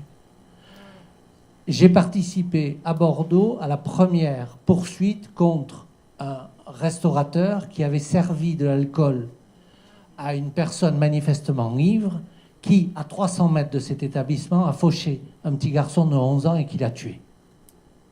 Ça s'est terminé par 2 ans d'emprisonnement, fermeture définitive de l'établissement. Alors bien sûr, je ne vous dis pas les groupes de pression qui sont montés au créneau. C'était un scandale, on ne pouvait pas savoir si la personne était manifestement ivre, et puis il y avait la liberté du commerce, et ainsi de suite. Je crois qu'à un moment donné, il faut dire les choses. Et quand ça suffit, ça suffit. C'est la même chose pour la fabrication du komo-poaka. C'est une contravention en Polynésie. Surtout quand on met de la natura dedans, ça décuple. Je vous dirais, je ne suis pas médecin, hein, mais ça vous démonte la tête. C'est la même chose aussi pour tout ce qui est cannabis. Cannabis, il y en a 30 sortes de cannabis. Il y a le cannabis du type 68, 6% de taux de THC. Et puis, il y a le cannabis façon Polynésie ou façon Hollande avec 48% de taux de THC. C'est pas la même chose. Donc, il faut savoir de quoi on parle. Et on est en train de faire évoluer, et on va faire évoluer la loi si on veut bien nous laisser faire. Ce qui n'est pas la même chose. Oui. Marie-Noël, tu voulais poser une question? Voilà. Bonjour. Bonjour, je suis très contente de votre partage du travail que vous faites. Ma question, comme je suis sur le terrain pour accueillir les femmes en difficulté, je connais comment m'entendre bien. Et la question que je pose, avec les rencontres des femmes qui viennent s'exprimer au niveau de la drogue, qui se fait frapper par leur auteur pour aller chercher de la drogue, c'est plutôt pour moi-même, personnel. Comment s'obtenir devant quelqu'un qui est dans la drogue, de discuter et d'orienter, parce qu'au niveau de la loi, c'est de laisser la personne de s'investir lui-même, d'informer. Mais moi, j'ai peur, hein, parce que ça fait très très peur leur réaction. Et quand c'est la drogue, c'est je te frappe et ne dis rien. Voilà. De toute façon, la première chose à faire, c'est de se protéger. Hein. Oui, il y a la protection, mais après, je me retire de là-dessus. Je ne sais plus quoi faire. Quoi. De toute façon, je pense que la première chose à faire, à intégrer, c'est qu'on n'arrive pas à discuter avec quelqu'un qui est sous effet. Donc, on essaye de l'isoler, on essaye de faire en sorte qu'il ne fasse pas de mal autour de lui, et puis on attend qu'il soit revenu dans un état normal. Et à partir de là, on peut effectivement commencer à discuter. Mais tant qu'ils sont sous effet, de toute façon, tout ce que vous allez dire ne va pas les atteindre. Voilà, Donc, c'est ça. la seule chose de se rappeler, c'est que les gens violents se nourrissent de notre violence. Donc, plus on est calme, c'est bien. Et plus on arrive à les isoler de façon à ce qu'ils se calment et s'endorment. Et puis après, on peut discuter. Mais franchement, protégez-vous. Hein. Oui, j'arrive. Je suis très très calme là-dessus, mais c'est pour ça que je pose la question. C'est quelle est. Je me tiens très très bien. Hein. C'est pour ça que je suis encore belle aujourd'hui. Voilà. Merci Marie-Noël. Alors, encore une question pour le docteur Brigiroux. Peut-on se rendre directement à votre centre pour une consultation et est-ce gratuit? Oui, tout à fait. Alors, je vous ai parlé, c'est des cadres de l'obligation, parce que c'était le cadre de l'exposé, mais le service est ouvert à tous. Donc, tout le monde peut venir. La seule chose que je demande, c'est que les gens prennent rendez-vous, sauf si, bien sûr, même si c'est une urgence, de passer un petit coup de fil avant. Et c'est gratuit et anonyme pour tout le monde. Merci. Alors, une question sur la prévention routière, au Nino. Et ça concerne les morts qu'il y a pu y avoir dans le cadre du transport scolaire. Pourquoi n'y a-t-il pas plus de contrôle dans les transports scolaires? Bien souvent, les chauffeurs ne réagissent pas. Que faire? Pour ce qui concerne les contrôles dans les transports scolaires, la législation relève des... La réalisation de la législation relève des transports terrestres. L'application des forces de l'ordre, je pense que les gendarmes ou la police seraient mieux placés que moi pour répondre. Ce que je sais, c'est qu'il y a des contrôles dans les transports scolaires, il y en a, à l'opportunité. Parfois, même souvent, Yann, si mes souvenirs sont bons, décidés par le parquet.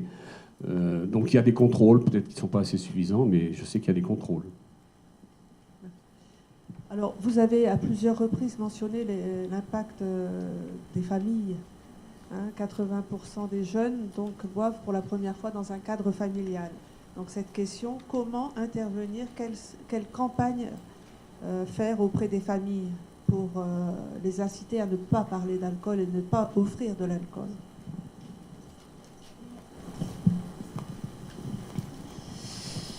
Moi, je pense que si ils offrent de l'alcool à leurs enfants, c'est parce qu'ils n'ont pas conscience des risques. Parce que je ne pense pas qu'on puisse dire que les parents ne sont pas des beaux-parents en Polynésie. C'est pas vrai. C'est que souvent, on leur a donné de l'alcool aussi quand ils étaient enfants, puis qu'ils n'ont pas mesuré vraiment qu'est-ce que... Vous savez aussi, les études en matière de consommation d'alcool chez les enfants et les risques pour l'avenir arrivent au fur et à mesure. Il y a 30 ans, on n'en parlait pas. En 30 ans, même en métropole, on mettait du vin rouge dans le biberon. Enfin, donc, c'est sûr qu'il y a une vraie information à faire. Moi, je ne suis pas persuadée qu'elle soit sous forme d'une campagne avec des affiches. Ce qu'on a pu voir avec toutes ces campagnes, c'est que finalement, on les voit si on a envie, elles n'ont pas un impact si important que ça. Ça représente énormément d'argent pour un résultat qui est assez moyen. Je pense qu'il faut passer par les associations de femmes, par exemple. Moi, je crois beaucoup à ça.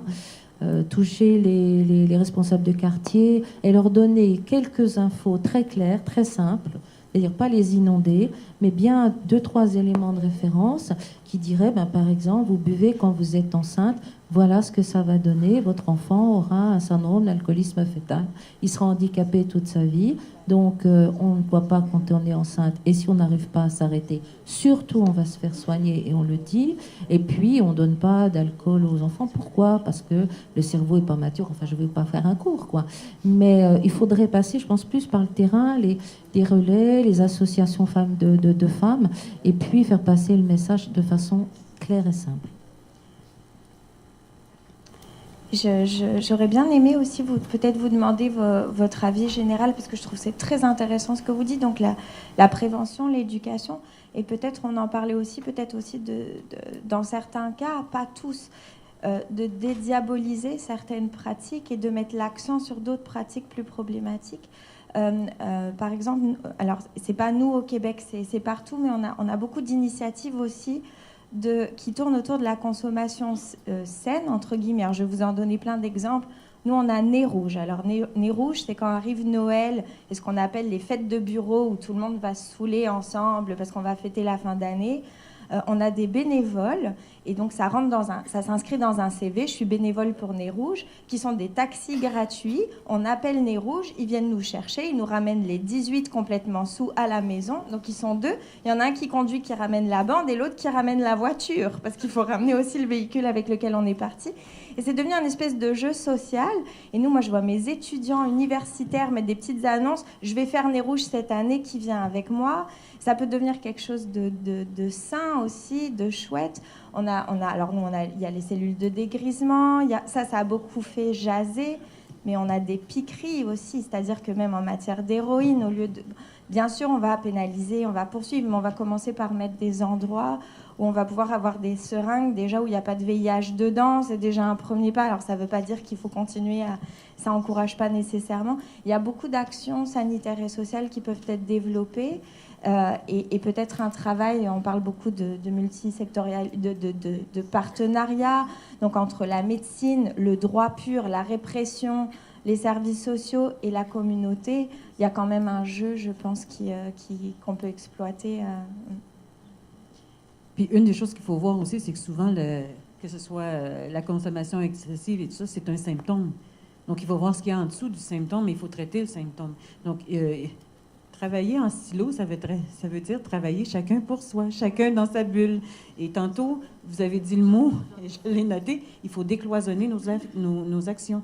Parce que souvent, il y a toute une série de problématiques. Chez nous, nos jeunes qui sont vraiment problématiques, bien, ils sont aussi problématiques souvent dans la délinquance, ils sont aussi problématiques dans la prostitution, ils sont aussi problématiques. Il y a d'autres problèmes, ils sont multiproblématiques et il faut pouvoir travailler ensemble. Et une des choses que je disais hier, et un des problèmes qu'on a attaqué, c'est qu'on avait des spécialistes. On a des spécialistes en toxicomanie, on a des spécialistes qui s'occupent de la question de prostitution et notamment de la violence chez nos jeunes. Donc, nos jeunes sont pris en charge dans les centres jeunesse. Et ce qu'on disait, c'est, du côté de la toxicomanie, du côté des centres jeunesse, on disait, ah non, il y a un problème de toxicomanie, qui a réglé son problème de toxicomanie et ensuite, on va le prendre en charge. Mais du côté des instances en toxicomanie, on disait, ah non, il y a des problèmes de violence, nous, on ne traite pas les violents, donc qu'il aille se faire traiter pour sa violence, puis après ça, on va traiter sa toxicomanie. Ce qui fait que ces jeunes-là tombaient entre deux chaises, puis il n'y avait pas personne qui les prenait en charge. Donc là, on a vraiment appris à travailler, justement, je pense que la clé, c'est de travailler en collaboration, travailler en partenariat, décloisonner nos actions, attaquer à la fois le symptôme et sa manifestation, qui est en l'occurrence la toxicomanie chez nos jeunes. Et chez quelques jeunes, hein, parce que ça aussi, il faut dire que ce n'est pas tous nos jeunes qui ont des problèmes de consommation. Oui, là, tout à fait. Alors, on a l'avantage, c'est qu'on se connaît tous et puis on n'est pas très nombreux. Donc, ce que vous dites, ça se fait, hein, que quel que soit le biais d'entrée dans l'aide qui peut être sollicité, oui, on s'aide beaucoup, ça c'est sûr. Et moi, je passe ma vie à dire qu'effectivement, c'est un symptôme d'une souffrance. Donc, si on ne traite pas ça, on n'arrivera jamais à rien. Oui, moi je voulais dire aussi qu'effectivement, il y a deux types de risques liés notamment à l'alcoolisation. Il y a l'alcoolisation chronique, la personne qui est vraiment addicte, etc., et qu'il va falloir traiter, et dont il va peut-être falloir aussi effectivement chercher pourquoi il en est arrivé à cette addiction et que cache le symptôme. Et puis il y a aussi, on est clairement dans un pays d'alcoolisation festive. Je pense que personne n'imagine faire une fête de famille ou fêter Noël sans alcool. Alors, l'alcoolisation festive, qui n'est pas forcément problématique en tant que telle, mais qui peut devenir problématique, notamment lorsqu'on rentre chez soi et qu'on prend la voiture pour rentrer chez soi, etc. Et c'est vrai que pour rebondir sur ce que disait tout à l'heure Monsieur le substitut général, le fait qu'il y ait eu quelques poursuites concernant non seulement des débits de boissons, mais également des particuliers qui ont laissé repartir de chez eux des gens manifestement ivres et qui avaient pris la voiture, Et ça a été extrêmement contesté, effectivement. Ça a été beaucoup discuté dans les journaux sur mais comment on fait pour empêcher quelqu'un de partir et la liberté d'aller et venir dans ce cas-là où elle est, enfin, etc., etc. Mais le fait que ça fasse polémique fait que justement on en a beaucoup parlé et que l'air de rien, ça commence à entrer un peu dans les mentalités que si je laisse repartir mes invités complètement bourrés au volant de leur voiture, je peux moi aussi être réellement en difficulté avec la justice si jamais il leur arrive quelque chose. Et de plus en plus, on voit s'instaurer des pratiques du type vous venez faire Noël à la maison, mais vous resterez dormir, quoi. Voilà. Ou effectivement, dans les familles, on dit ok, je t'en sers une, mais c'est qui boit, quoi. C'est qui boit, c'est qui conduit. Il y a un lien. Et voilà, enfin, je veux bien vous en servir un dernier, mais c'est qui conduit, quoi. Est-ce que sous-entendu, est-ce que vous y avez réfléchi, etc. Alors, il y a encore un chemin immense à faire. Je suis loin de dire que tout le monde fait comme ça, etc. Mais on se rend quand même compte depuis quelques années qu'on a de plus en plus, notamment cette pratique de dire ok, on fait la fête, mais tout le monde dort sur place, quoi. Voilà. Alors, une question technique. Qu'est-ce que l'ivresse publique manifeste? Des États.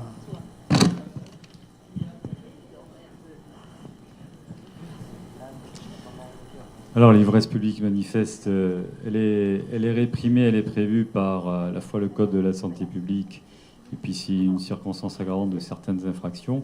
Ce sont des signes, en fait, qui sont révélés notamment par un médecin lorsque une personne est interpellée dans tel ou tel cadre juridique et qui met en évidence, au-delà du dosage de l'alcoolémie qui peut se faire par un appareil qu'on appelle éthylomètre, des signes, le fait de tituber, le fait d'avoir la bouche pâteuse, le fait d'avoir des yeux rouges ou qui brillent un peu trop, qui sont vitreux, etc. etc. Mais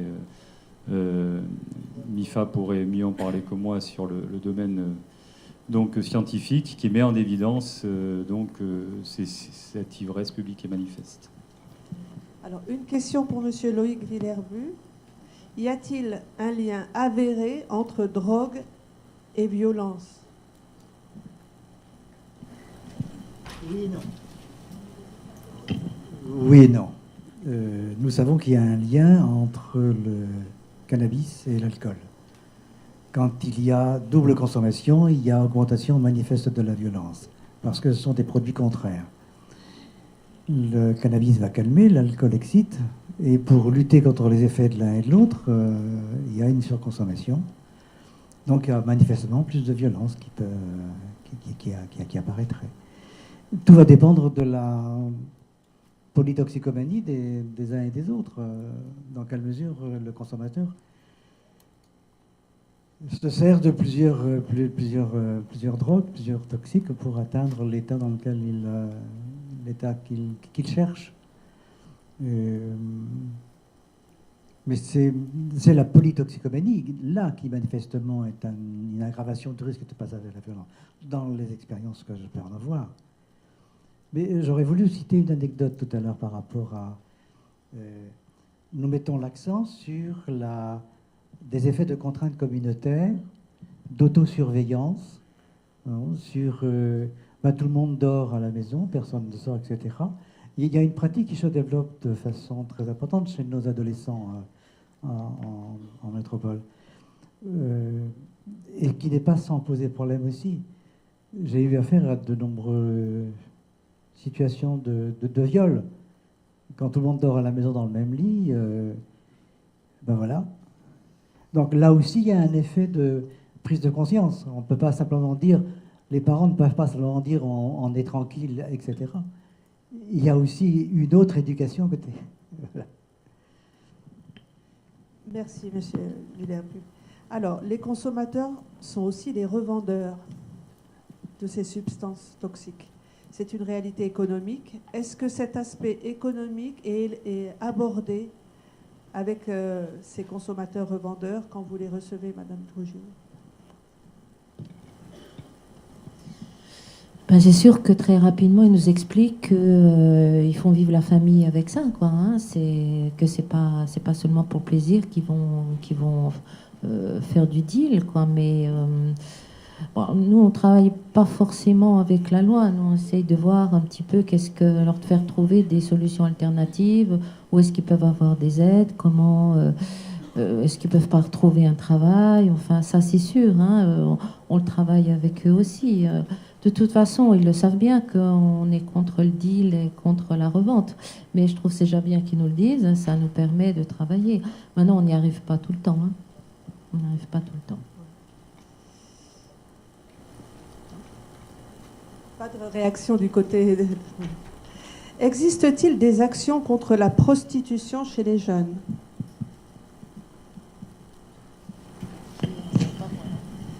J'ai fait faire des travaux à Rennes sur ces questions-là. Pendant très très longtemps, la prostitution étudiante était totalement niée.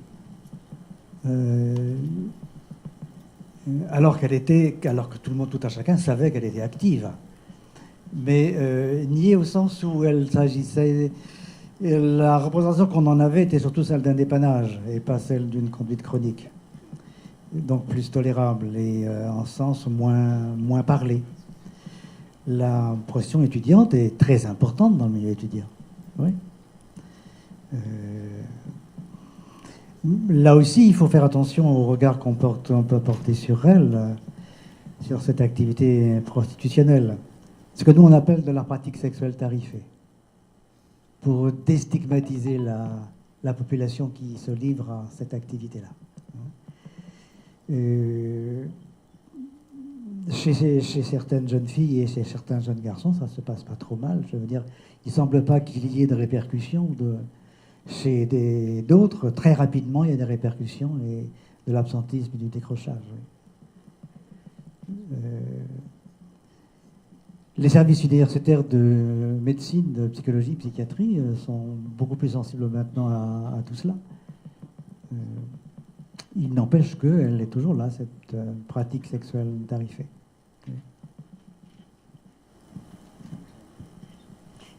Mais je pense que ça passe vraiment par la sensibilisation, par toute la conscience des filles et éventuellement des garçons de l'appartenance de mon corps, à qui ça appartient, pourquoi je le fais, etc. Au Québec, on a eu un gros problème parce que la prostitution juvénile était et continue d'être beaucoup associée au phénomène des gangs, donc des gangs. Et là, il y a, les jeunes filles souvent sont prises en charge par les centres jeunesse, donc les centres d'intervention auprès des jeunes. Et là, il y a des outils qui ont été vraiment développés pour sensibiliser les jeunes, parce que pour les filles, leur pimp dans les gangs, leur proxénète dans les gangs, donc était, pour elles, c'est leur amoureux. Et là, il y a toute une déconstruction à faire et essayer de comprendre comment on en est rendu là et tout ça. Il y a des outils fort intéressants. Il y en a un qui s'appelle le silence de Cendrillon, mais qui ont été développés et qui ont été évalués et qui fonctionnent relativement bien pour faire prendre conscience aux jeunes de dans quoi je suis embarquée et défaire les distorsions cognitives qui sont... et dans le phénomène des gangs, je dirais que même les garçons, parce que pour les garçons, ils se posaient en sauveteur. Et quelque part, je disais, en bon québécois, comme on dit chez nous, c'est parce que les gars même se croient. Ils croient qu'ils sont les sauveurs de ces filles-là, parce que souvent, c'est des jeunes filles en fugue, ils les ont hébergées, ils leur donnent un moyen de se faire des sous. Et là, il y a toute une déconstruction de dans quoi vraiment tu es embarqué et vers quoi ça te mène aussi. Parce que si c'est... Bon, il y a différentes formes probablement de prostitution, mais si c'est de la prostitution à l'échelle, c'est mon activité principale, ben dans 3 ans, ma cocotte, tu vas te retrouver avec un CV qui sera plus accepté. Qui sera plus tolérable nulle part, là, je veux dire, qui t'ouvrira plus de portes nulle part et tu vas avoir des problèmes de scolarisation, etc. Donc, prends conscience de dans quoi tu es embarqué et à moyen et long terme, vers quoi ça t'amène aussi.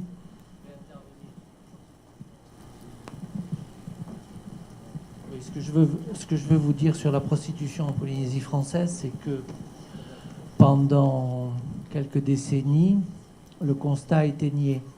On ne parlait pas de ces choses-là. Je suis en train de mener une enquête sérieuse sur le phénomène.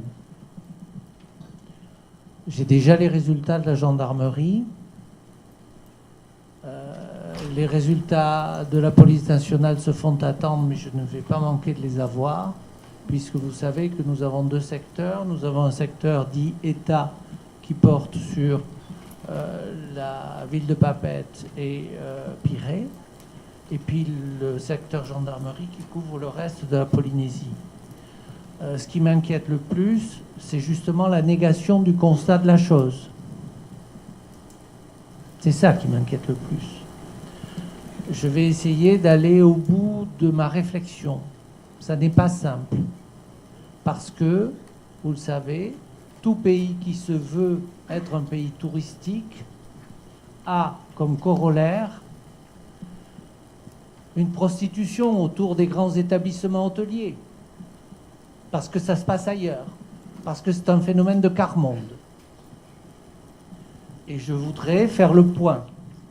Le travail qu'a réalisé la gendarmerie, et je parle sous le contrôle du commandant Damerval qui me regarde, a été absolument exceptionnel. J'aimerais la même chose du côté de la police. C'est ce que je vais tenter d'obtenir. Merci. Alors, peut-être une dernière question à propos de la prévention de la drogue, en matière de drogue. Existe-t-il des dispositifs ou des projets communs qui regrouperaient les associations de quartier, les associations de jeunesse, tout ce qui est association de proximité, médiateurs, le milieu de la justice, la DSP, la gendarmerie? Il existe toujours, mais il ne se réunit pas, le comité de lutte contre les problèmes d'alcool et de toxicomanie qui regroupait l'ensemble des ministères et les associations œuvrant dans la prévention. Il y a eu des actions communes. Je vous avouerai que pour l'instant, c'est un petit peu mis de côté parce que le comité comprenait 50 personnes et que c'est pas possible de faire travailler sur un projet commun 50 personnes. Donc je pense que le comité de lutte contre la délinquance avec tout le groupe de travail sur la lutte contre les addictions fait office de ça et je pense qu'au fond de mesure on va évoluer. Là on a fait des actions un petit peu urgentes, mais petit à petit beaucoup de choses informelles sont faites. On peut pas dire c'est pas fait, c'est fait peut-être informel et pas écrit sur papier et pas mis dans la presse, mais beaucoup de choses sont faites en collaboration, je trouve. Alors j'ai au moins 5 questions sur toujours cette histoire de drogue et de vente de drogue et d'activité économique. La personne qui m'écrit cette question se réfère à un reportage que vous avez peut-être vu, c'était jeudi soir, la descente de la gendarmerie dans un quartier de... C'était la police, oui. Et donc, il y avait très clairement sur TNTV, vous pouvez regarder le reportage en replay, il y avait très clairement une personne d'un certain âge qui semblait presque justifier cette activité parce qu'elle disait « nos jeunes n'ont rien à faire et si vous leur retirez ça, ils n'auront plus d'argent ». Alors, quelle solution alternative pour les familles qui vivent de la vente du cannabis ?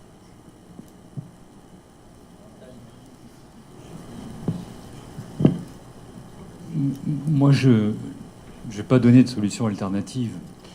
C'est un problème social, économique. Mais je voudrais rappeler aussi que bien souvent, c'est un prétexte d'indiquer qu'il n'y a rien d'autre à faire et qu'on s'adonne à la vente de produits stupéfiants.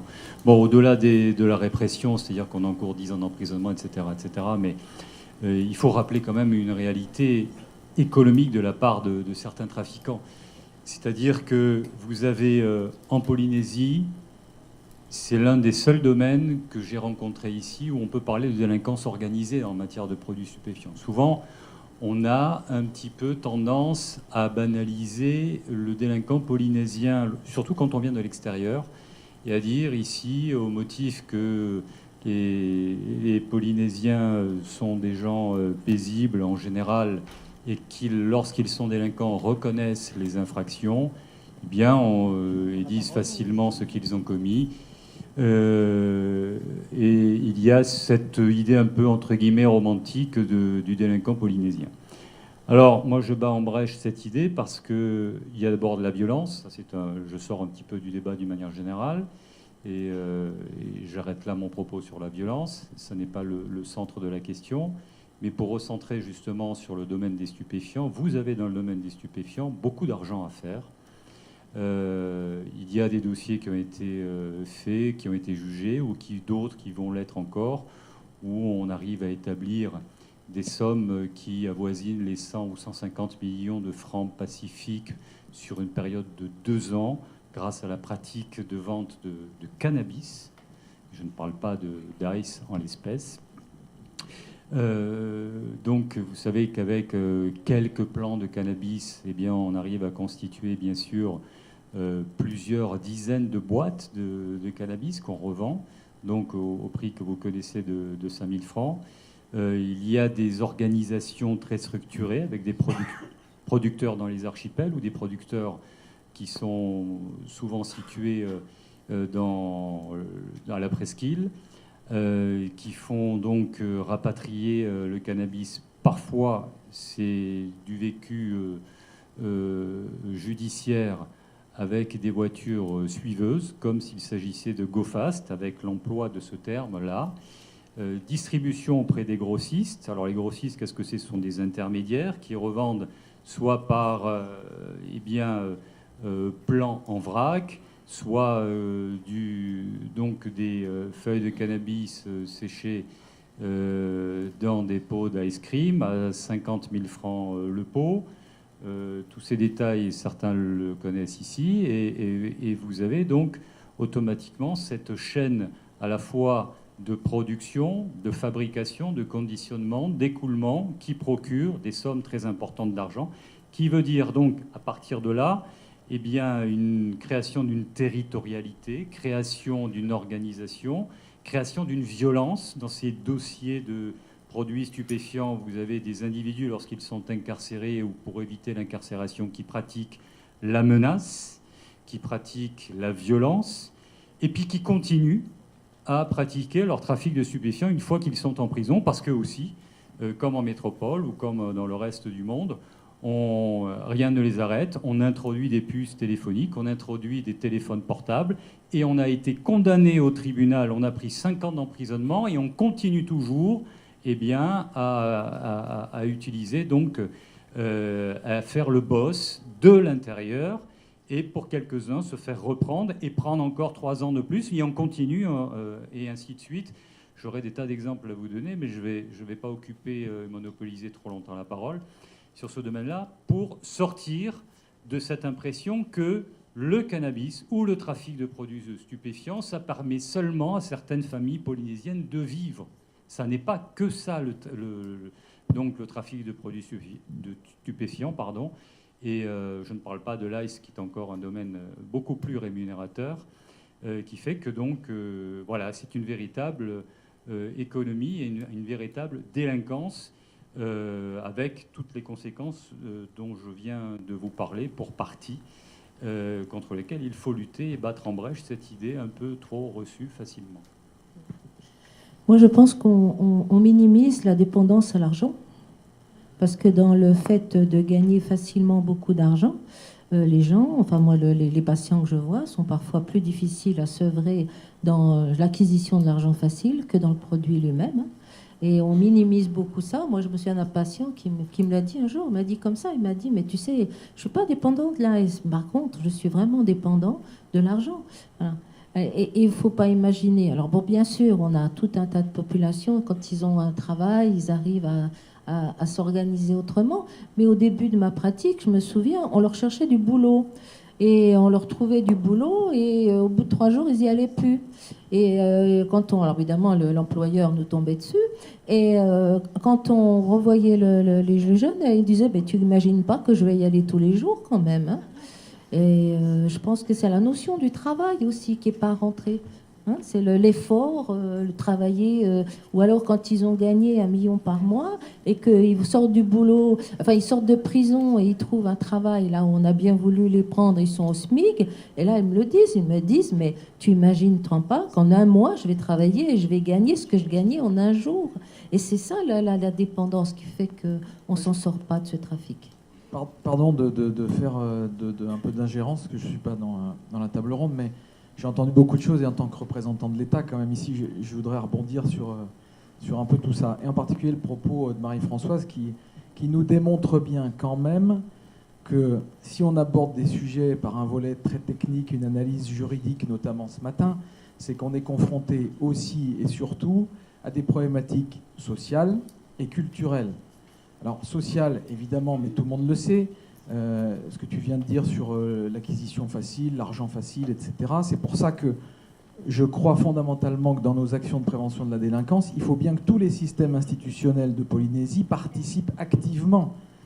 C'est-à-dire que le pays, c'est très bien, l'État, c'est très bien, mais il faut aussi que les Tavana, les communes qui sont au plus près de la population, s'engagent au quotidien à nos côtés.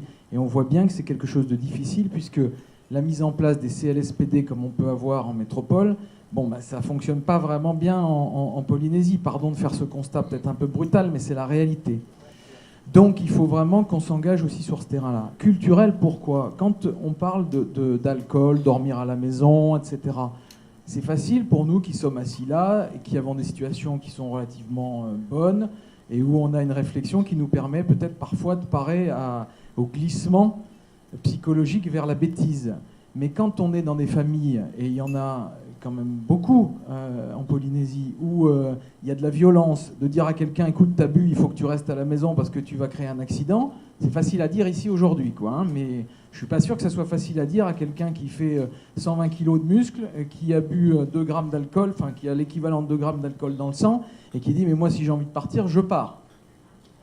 Les forces de l'ordre, elles savent bien de quoi je parle, parce que quand il faut intervenir parce que ici c'est ça la réalité aussi, l'intervention des forces de l'ordre sur les tapages dits nocturnes, donc alcoolisés, tout de suite c'est compliqué parce que la violence elle est extrêmement dure, même si le lendemain on vient et on dit chef, excuse-moi, j'avais bu de l'alcool. Oui, enfin sur le moment il faut régler le problème. Donc c'est aussi culturel. L'alcool est aussi culturel, les commerçants. Alors sur les commerçants, évidemment qu'on peut faire des fermetures administratives quand on est aussi au courant. C'est-à-dire qu'il faut aussi dénoncer. Et pour les commerçants de Polynésie, comme ça l'a été dans les campagnes métropolitaines, parce que c'est un peu moins vrai en milieu urbain, jusqu'à il y a peu d'ailleurs, il n'y avait pas trop de mal à donner ou à vendre de l'alcool à un jeune, parce que c'est comme ça, on est dans le... Donc il n'y a pas vraiment une prise de conscience aussi de la réglementation. On est face à un phénomène culturel. Donc moi je crois qu'il faut vraiment qu'on ait tous, et je vais rappeler une citation que j'aime bien de Tolstoï, il faut avoir la modestie des objectifs et la subdivision de la peine. C'est-à-dire qu'il faut que nous, au quotidien, on ait des objectifs qui soient très clairs, mais pas forcément des plus ambitieux en pensant qu'on va révolutionner tout ça parce qu'on est confronté à des problématiques culturelles et sociales lourdes.